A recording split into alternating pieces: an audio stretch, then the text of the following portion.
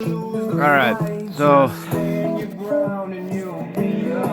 you can't see they're not perfectly even. Got to turn my welder up after welding that geld the other day. And my first tacks broke, and I just lined them up to the tacks instead of remeasuring everything. So I'm a little bit off. But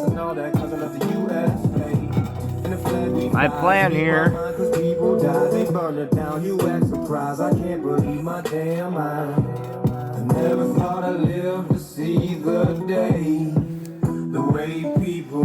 weld those sections together,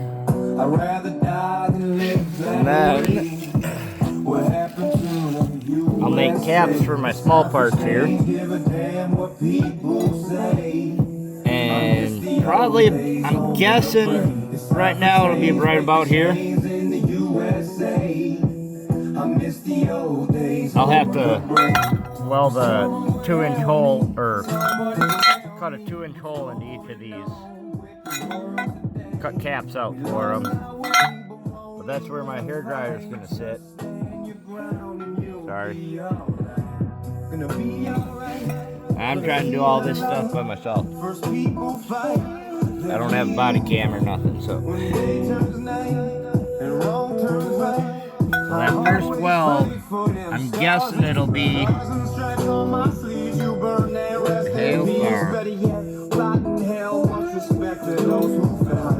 an inch below it, roughly. So this is going to be those sections that I'm going to weld together. And right now, I'm worried about functionality and airflow, so I'm making sure everything's sealed good. And yes, I know I should bevel these edges for a good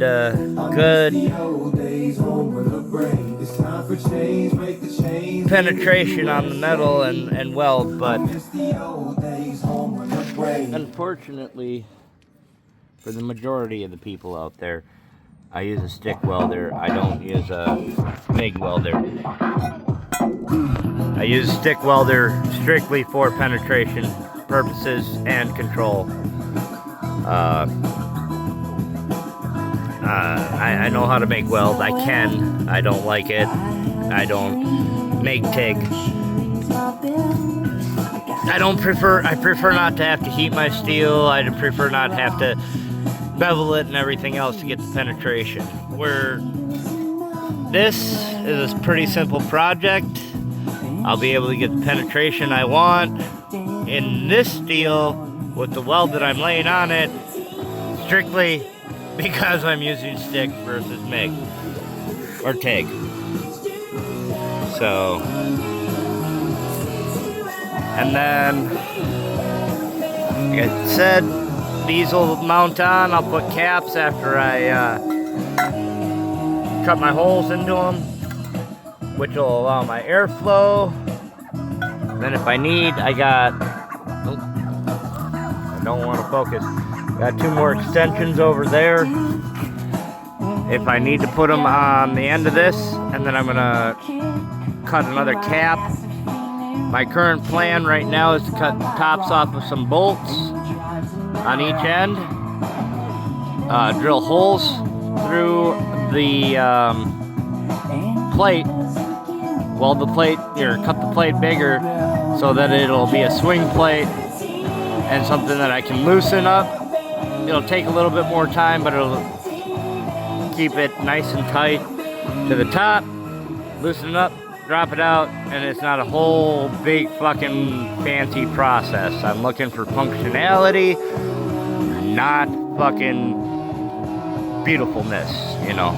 So I think this will work. I tend to over-engineer stuff, so if you guys have ideas on how to make it easier, that'd be great. But I'm not looking for on how I should or shouldn't do something, because like I said, I know I should fucking probably put a 45 on these, weld them together, heat them up, blah blah blah blah. I know all of this.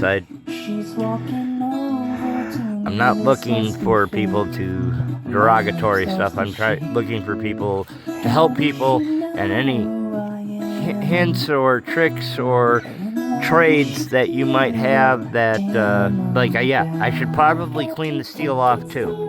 Simple thing. Things that I overlook, but, I'm looking to help people here at the same time that I'm actually doing this, so, and not actually just be a dickwad like the rest. I'm not saying the rest of the country or the world, but I'm not trying to be those people. I'm trying to help people, and if they're interested, and show what I'm doing and my capabilities. Like, yeah, these welds, they don't look the greatest. Like I said, I'm not looking for beauty, I'm looking for functionality. And why I got so much flatter here, I had a hole here to fill. So the 2.5-inch hole comes out around here. In order to create that seal, I needed to fill that hole in, because if I take this off,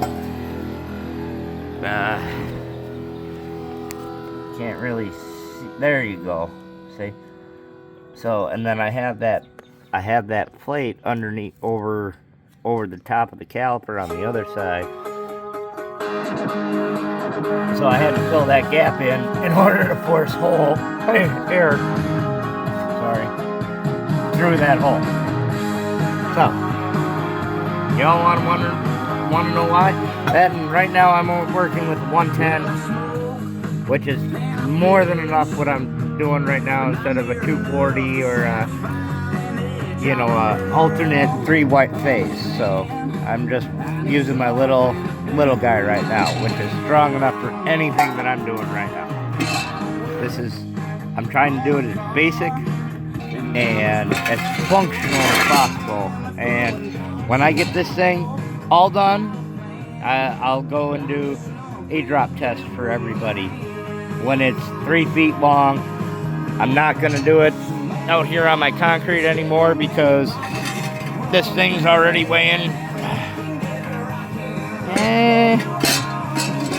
45 pounds.